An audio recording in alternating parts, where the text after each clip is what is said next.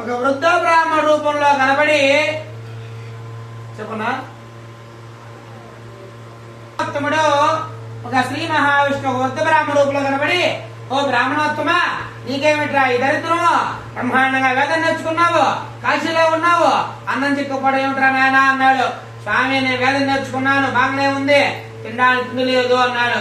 ఒరే నాయన, నువ్వు పోయిన జన్మలో దానం చేసావు గాని ఎవరు కూడా ధర్మం చేయలేదురా, తద్వారా నీకు ఆ ఫలితం కలిగింది అన్నాడు. మరి దానం అంటే ఏమిటి, ధర్మం అంటే ఏమిటి? వాట్ ఈస్ దానం, వాట్ ఈస్ ధర్మం? ధర్మం అంటే పిక్కోవడమా? అని చెప్పా. ధర్మం చేయడం, ధర్మం ఉండడం వేరు. ధర్మం అంటూ ఉంటారు, స్వామి ఆ గుడి మీద దానం చేసాము స్వామి, ధర్మం చేసాము స్వామి, మా స్థలాలన్నింటినీ అంటూ ఉంటారు. అంటే ఏమిటి? అదే పుణ్యకారకం ఇచ్చేది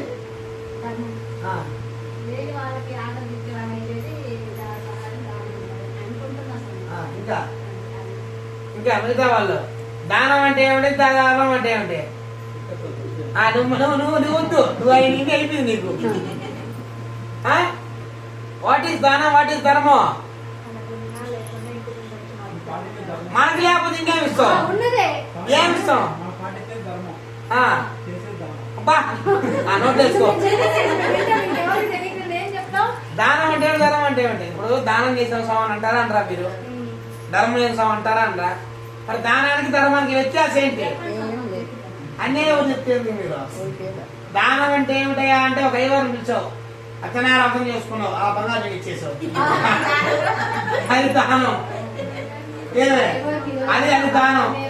ధర్మం అంటే రోడ్డు మీద పోతూ ఉన్నావు, అనుకో, వాడికి ఆకలిసింది, వాడికి ఎవడో నువ్వు తెలియదు, నువ్వెవడో వాడికి తెలియదు.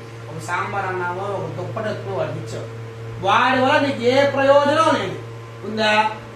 ఇప్పుడు అయ్యవారు వ్రతం చేస్తున్నాడు కాబట్టి తాంబూలం పెట్టిస్తావు, చేయవద్దులే, వ్రతం పెడతామో తాంబూలం పెట్టిస్తావు. అదే మా రేపు వస్తే పెట్టిస్తావా? పెట్టిలేవు. అది వచ్చేసి దానం. దానం అంటే ఫలితాన్ని ఆశింపదిచ్చేది దానం, ఫలితాన్ని ఆశింపకుండా ఇచ్చేది ధర్మం.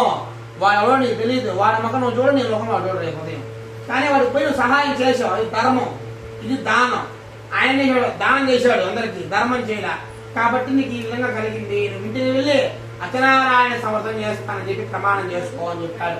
అక్కడి నుంచి ఆయన అదృష్టం కలిగి కూడా వెళ్ళిపోయాడు. అది ఇంటికి వెళ్ళి తన భార్యకు చెప్పి, మనము గాని మంచిగా వ్యాపారం కానీ అంతా కానీ సమకూరితే అచ్చనారాయణ సమర్థం చేద్దాము అని చెప్పి చెప్పుకున్నాడు. ఈయన కాశీపట్నానికి భిక్షాటనకి పోయాడు మహానుభావుడు.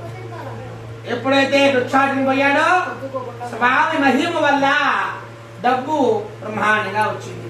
ఆ డబ్బు తీసుకొచ్చి అచ్చనారాయణ స్వామి వ్రతాన్ని ప్రారంభించాడు.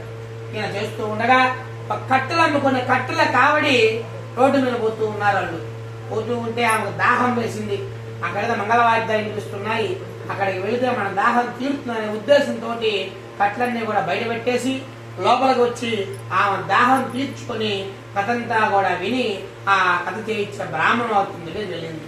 ఓ బ్రాహ్మణోత్తమ, ఇది ఏమి వ్రతము, ఈ వ్రతం చేయడం వల్ల ఏమిటి ఫలితము అడిగింది. అంత శ్రద్ధగా చెప్పాడు. సరే బ్రాహ్మణోత్తమ, నేను కూడా సరే అచ్చనారాయణ వ్రతాన్ని ఆచరిస్తాను, మీరు వచ్చి వ్రతం చేయిస్తారా అన్నాడు. అంతకంటే భాగ్యమా తల్లి, వచ్చి నీ వ్రతాన్ని నేను చేయిస్తాను అన్నాడు. ఎప్పుడు చేయిస్తా అన్నాడో అనువుల ఇంటికి వెళ్ళి, స్వామి నాకు ఎంత డబ్బు వస్తుందో ఆ డబ్బు నీకు వ్రతం చేస్తాను అని చెప్తుంది. ఆ రోజు ఆరాధ్యము ఎవరికో కట్టెలు కావాల్సి వచ్చింది. ఈమె దగ్గర కట్టెని కూడా రెట్టింపు డబల్ డబ్బులు ఇచ్చి ఆ కట్టెలని కూడా కొనుక్కున్నాడు. ఆమె కూడా సరే అచ్చనారాయణ స్వామి వ్రతాన్ని చేయడం పూర్తి చేసింది. ఈ విధంగా వీళ్ళిద్దరూ కూడా స్వామిని నమ్ముకొని అచ్చనారాయణ స్వామి వ్రతాన్ని ఆచరించడం వల్ల వీళ్ళకు ఉండే దరిద్రం అంతా కూడా తొలగిపోయి మంచి డబ్బు, ఐశ్వర్యం, బంగారు, మనశ్శాంతి, ఆయురారోగ్యాలతోటి వాళ్ళ జీవమంతా కూడా కొనసాగారు. సమాప్త. గోవిందా.